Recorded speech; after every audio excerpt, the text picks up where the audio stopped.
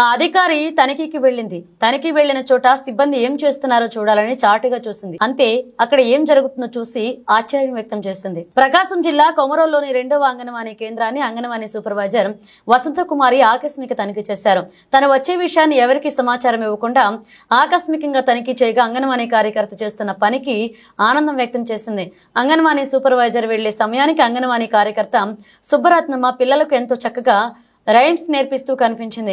Supervisor వచ్చిన విషయాన్ని కూడా గుర్తించకుండా ఏకాగ్రతగా పిల్లలకు నేర్పించే విధానాన్ని చూసి అంగన్వాడీ సూపర్వైజర్ వసంతకుమారి హర్షం వ్యక్తం చేశారు. అనంతరం అంగన్వాడీ సూపర్వైజర్ వసంతకుమారి లోపలికి వెళ్లి రికార్డులను పరిశీలించారు. విద్యార్థుల హాజరు, ప్రభుత్వం ద్వారా అంగన్వాడీలకు అందిస్తున్న సరుకులు వివరాలు ఉన్న రికార్డులను, ప్రభుత్వం అందిస్తున్న కోడిగుడ్లను పరిశీలించారు. నేరుగా వంటగదిలోకి వెళ్లి వంట చేస్తున్న గదిని తనిఖీ చేయడంతో పాటు వంట ఎలా చేస్తుందో రుచి కూడా చూశారు.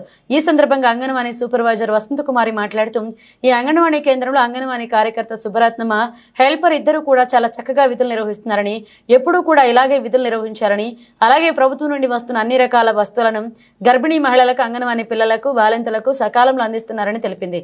ఈ సందర్భంగా అంగన్వాడీ నిర్వాహకురాలు సుబ్బరత్నమ్మను అభినందించారు.